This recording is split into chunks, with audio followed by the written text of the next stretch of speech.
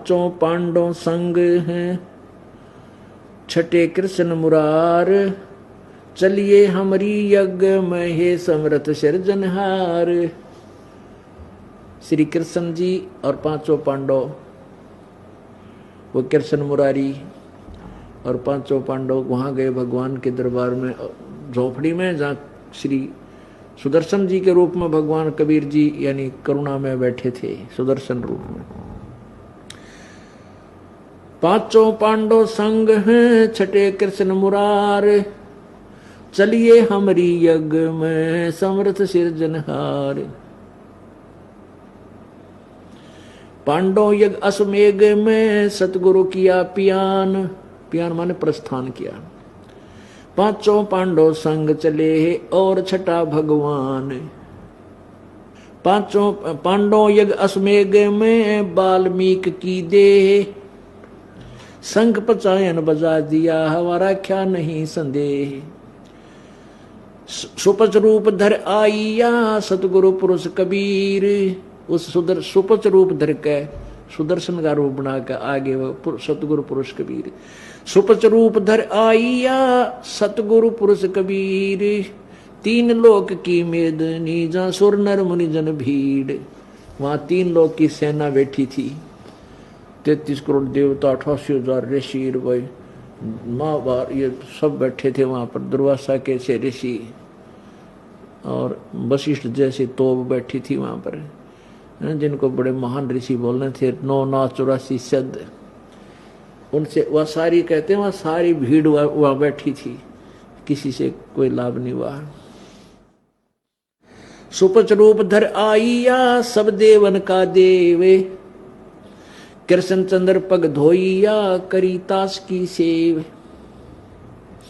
पांडव यज्ञ अश्वमेघ में आए नजर निहाल, जमराजा की बंद में खलहल पड़ा कमाल।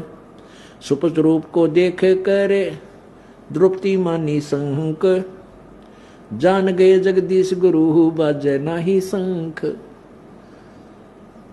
सुपच रूप को देखकर और द्रौपदी मानी शंख, क्योंकि कैसा जो है संत है क्या कि शंख बजा होगा जब इसने, वैसे छोटी जाति का खाना भी ना आता इसने।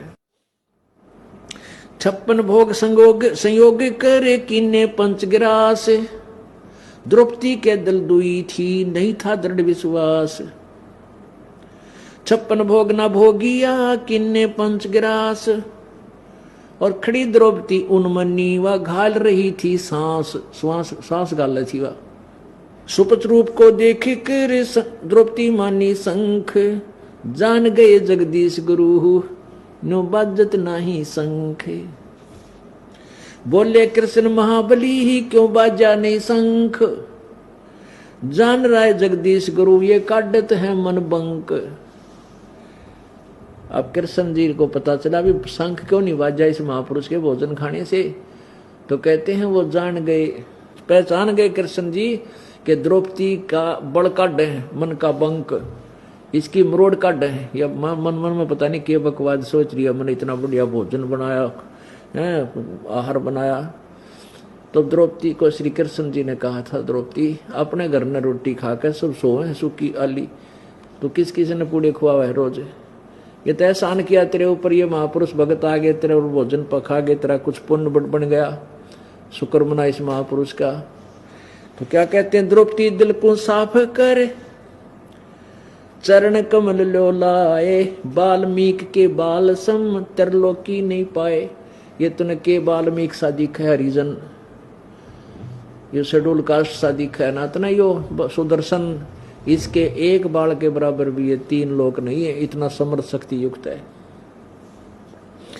चरण कमल को धोए कर ले द्रौपदी प्रसाद, तेरा अंतर सीना साफ होवे जय सकल अपराध।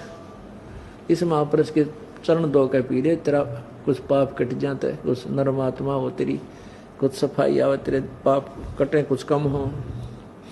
करी कृष्ण भगवान को चरणामृत से प्रीत, शंख पचायन जब बजा द्रौपदी दी लिया द्रौपदी सीत।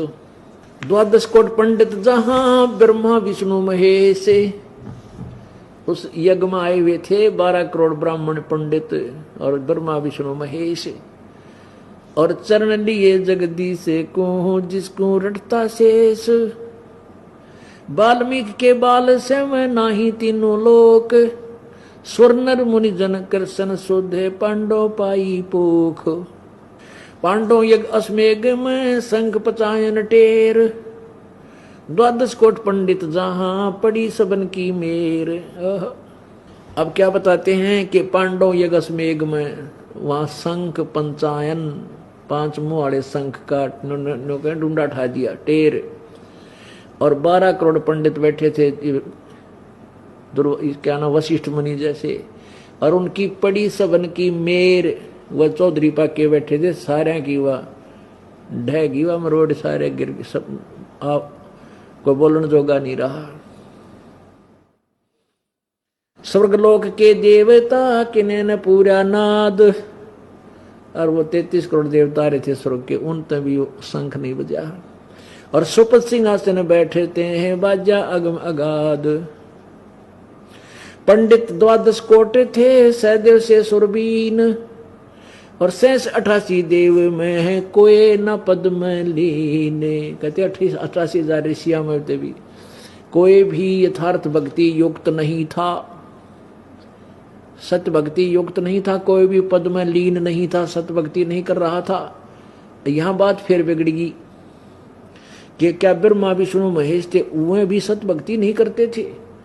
क्या उनके पास भी सत्य भक्ति नहीं थी? 88,000 ऋषि, 12 करोड़ ब्राह्मण और ये 9 नाथ, नहीं, किसी के पास भी यथार्थ भक्ति नहीं थी। ये प्रमाण हमें हमारे सदग्रंथ देंगे, तब हमारा दिल डटेगा कि परमात्मा ने अपने सुख संवेद में सच्ची कह रखी।